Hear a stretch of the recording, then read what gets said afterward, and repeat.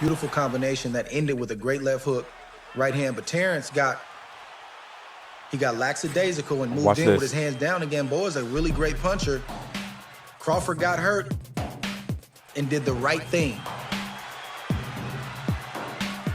He held on to Gamboa. My father used to say, hold on until the traffic cops come.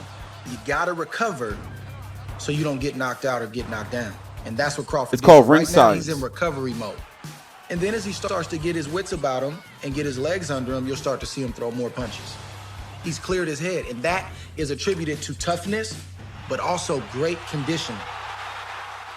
Andre Ward has his own show on ESPN Plus. It's already hard enough to focus on a fighter who has one stand. Let's stop it right here. I'm going to watch the rest of it. So listen, I've been saying this. I was whining and complaining a few weeks ago, and I was like, ESPN needs to roll out more boxing content. UFC is killing them. They need more boxing content. Yeah. But now, they got to keep up ring science. Like this right here, this is good because Andre Ward is he's an excellent commentator, and he has a very high ring IQ, and also he has the experience. 2-division world champion, Super 6 tournament winner. Retired undefeated, even though I think he may come back at cruiserweight one day.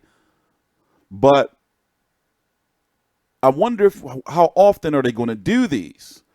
I think they should do one a month. But what fights are they going to do them for? Because you want to make sure you're going to do them for fights that people are going to watch them for. You dig me?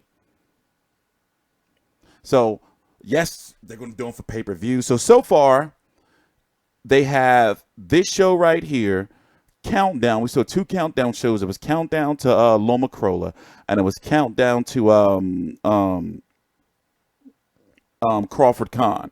Even though I would have liked to see more episodes, not just the one Countdown Crawford-Khan show. You can watch that on the Top Ring YouTube page. And they also have a show with Terence Crawford that I'm going to pull up, and Bomac, which I'm guessing they're going to do with other fighters where they're watching their most significant fights and going over what they could have changed or whatever. I forgot the name of it, but I'm going to make sure I get that to you at the end. But let's go back down.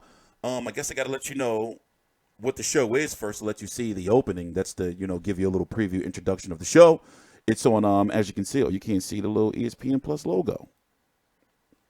It's on ESPN Plus. The shit is $5 a month. I don't know why. Well, people not complaining as much as they was before, though.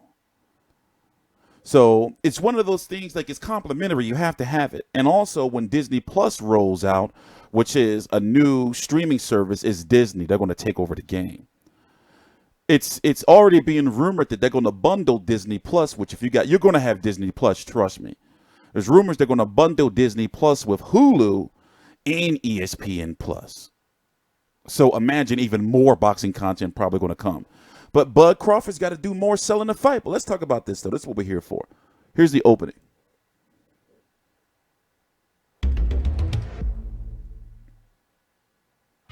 So let him explain to you. Most people look at a fight, all they see is 2 fighters brawling it out. But when I look at a fight, I see skill and a whole lot of will. I see 2 men playing speed chess with their fists.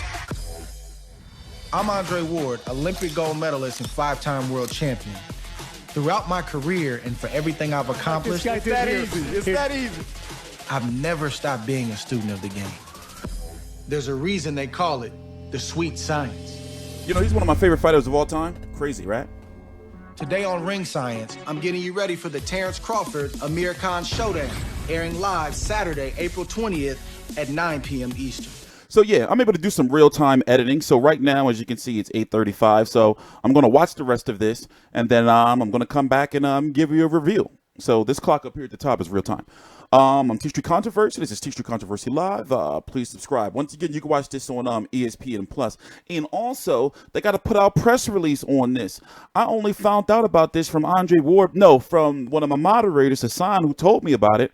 And then Andre Ward. So they put out press release for the media calls and for all that, but they got to put out more press releases for this digital content because a lot of times people don't be knowing. I know is because I'm always on ESPN Plus and the Zone and Showtime, always scrolling for new shit. So they got to sort that out, but we'll be right back. These two guys could not be any more different. From their ring styles, to their upbringing, to their mental makeup. This is a good place to move on to Terence's weaknesses. His eagerness to exchange Listen to this is makes true. him great offensively, but he can be a liability defensively. Obviously. If a fighter is willing to punch with Terence Crawford, they can have some success, but not a lot of guys are willing to do that. We see Crawford early on in the fight exchanging, but opening up wide a little bit, giving Benavidez some success. Call that lunging in. He leaped in. He literally left his feet to try to land his shots, and Benavidez just countered. Boom, boom, boom. Yeah, this is casuals should take advantage of this. Some real top quality, knowledge up in here. When you look at what happened to him with was it Dirijon that rocked him? When you look what happened with Gamboa, obviously, and then with Benavidez, yes, when he decides to stay in the pocket and trade, and go away from what he's really, really good at, he can be clipped. And at 147 pounds, he don't want to take those chances. Errol Spence had pointed it out. It's like, yo, you got rocked by a smaller fighter, Gamboa. So he don't want to take those chances with a guy like Errol Spence, or a guy like a Danny Garcia, at 147 pounds. Remember, he played that with Victor Postol, because Victor Postol had Lucas Matisse's soul, his eye. So he did a lot of moving. That's the fights. Those are the fights that I think he should fight at 147 pounds, just to be on the safe side. I'm not saying don't be a showman in the ring, because in the ring, he is a showman. High quality stuff here, man. I'm liking this so far. It's 16 minutes long. It's on ESPN Plus. Straight right hand, little short straight left. So I'm going to pause, take my last real in-time break. Right body shot from Benavidez. Benavidez did a great job early in this fight, and really midway through the fight as well, of standing his ground. See if he does Amir Khan at the end of the episode or during the second half. Terence, and in that case, Benavidez actually led the combination and won that exchange. He was the unified champion at 140 pounds. We've shared the same coach, and I've watched him spar. He gets a bad rap. I think he takes a better punch than people give him credit for. Amir Khan can fight. Let's get into Amir's strengths. He has great hand speed. His hands are extremely fast. That's coming off real quick. It's an 8-punch combination. See, that's what Crawford's gonna have to deal with early in the fight. It's not that Amir Khan is just this physically, strong guy, but his punches get to the mark, meaning the chin, the body, the arms, the temple. They get there so fast that speed translates into power. Khan's offense is rhythmic. You see a Floyd Mayweather, he's a pick'em fighter. He'll hop, one shot, hop, 2 shots. He'll pick you to death. Amir Khan throws combinations. He throws both hands, 4, 5, 6, 7, 8, 9, 10. Yeah, that blistering hand speed. That's demoralizing, man, when you get hit with 10 shots. Yeah, I'm going to watch the rest of this, and, I'm not going to show you any more clips. Y'all don't deserve it. Go get ESPN Plus. So I'm going to watch the rest of this, wrap it up, give it a little review. So far, I'm giving it an A+. The only question is I'm wondering what's going to be the frequency of, like how many are they going to do, So it's early. Tonight is the fight. 12 hours, 15 minutes from now, I might finally go shave. No, I want to keep my Wolfman going. And we're going to be busy. So the card opens up tonight with the pay-per-view card with Felix Verdejo versus Brian Vasquez, Hannah Gabriel's husband. You're going to have a fight that I'm looking forward to, salivating for, and you can tell that Andre Ward is worried. Shakur Stevenson versus Christopher Diaz. It's like a gauge on whether he's ready to, if he's really, really special or not, and if he's ready to move on to possibly, chasing a title shot. Or Mick Conlon. Also, you have Teofimo Lopez versus Edis Tatley. I like Edis Tatley. I've been watching some footage on him. He got that jab. And the winner of that could possibly get Jose Pedraza. If not Jose Pedraza, then Richard Comey for the IBF. But that makes you wonder, what's Loma going to do? Teofimo wants Loma.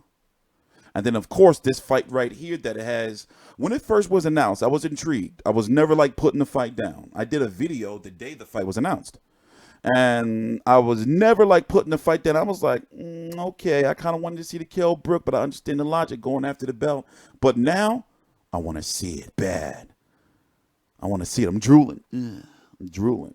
I want to see. I'm high. I'm high. I'm not gonna lie. I'm not gonna lie. And also expect a whole bunch of post-fight shit from ESPN. But I really don't want to hear. Well, actually, I kind of do want to hear Teddy Atlas and Stephen A. argue if they're going to be there. Shout out to Steve Kim, man. Friend of mine. We linked up a couple months ago. We got some common interests. There's a lot going on. There's a lot going on. I was supposed to be out there yesterday, but goddamn baby mom for the weigh-in. So, nonetheless, I'm hyped. I'm going to see you guys later on. Oh, wait, I got to watch the rest of this and see if it's anything. Well, I can't show you no more clips. I've already met my quota, likely. But let me watch the rest of this and see what else he's going to be talking about and if he talks about the undercard. Be right back. Opponent is punching, but the question is, who's going to win those exchanges? The issue for Amir Khan in big fights has never been his ability. Khan has to stay disciplined, and in this case, less is more. And even though Crawford has a tendency to be a slow starter, he doesn't want to give away too many of the early rounds. Amir Khan is the type of fighter that if he gains confidence, he's going to be harder to beat and harder to knock out. He needs to establish his presence and send a message to Amir Khan that he's the champion. Well, school is officially out. Tune in to the next episode of Ring Science and make sure you tune into the fight Saturday, April 20th, live on ESPN Pay-Per-View at 9 p.m. Eastern. This is going to be a good time world champion. Throughout my career and for everything I've accomplished, This guy did here. So let's talk about the things he talked about on the show. Just a little brief wrap up. We've already been live for 12 minutes. Ring IQ, that's what it's about. He's telling us the things that boxers should know. For example, one of the things he pointed out is Amir Khan's chin.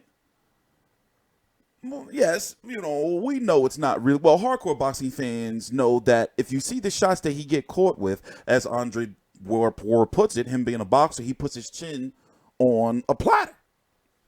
And a lot of times he does get caught, pulling back or, falling for the feint. And boxers know to try to set Amir Khan up for some shit. Andre Ward and Amir Khan share the same trainer in Virgil Hunter. What if he corrects that this fight? Amir Khan has unless he gets old overnight. How old is Amir Khan now? 33, 34, 32? 32. Turns 33 to end of this year. Unless he gets old overnight and that hand speed is going. He looked phenomenal at the weigh-in. He looked phenomenal, like the best shape I've seen him in a while. Not like flabby-ish looking. If he can keep Terence Crawford at bay, keep the fight in the middle of the ring, keep his hands up, he has a good chance to win. And more importantly, we'll get to see the boxing abilities of both fighters on display. I want to see Sweet Science. I want to see Sweet Science tonight. I don't want to see Amir Khan get beat up. There, I said it. I'm sorry. I don't want to see Amir Khan get beat up. There, I said it. All right? I want to see a good fight. I want to see a fight where it goes to the distance, like where both fighters' skills are tested, and then even if Terence Crawford wins on the cards by decision, I want to see a Gennady Golovkin, Danny Jacobs situation where Amir Khan wins the night. I've been trolling him for years, but I've always respected him as a man and respected him as a boxer, even though that tabloid shit I do joke about. So I'm glad to see him get this shot. We're going to see who Amir Khan really is tonight. This is a full-fledged 147-pound fight. There are no handicaps, no weight issues, no injuries, no nothing. We get to find out who Amir Khan is tonight. I'm TstreeT Controversy. This is TstreeT Controversy Live at FightView360.com. Check it out. It's on ESPN Plus. It's called, I forgot what it's called. Ring Science. 15 minutes and 50 seconds long. TstreeT Controversy. This is TstreeT Controversy Live.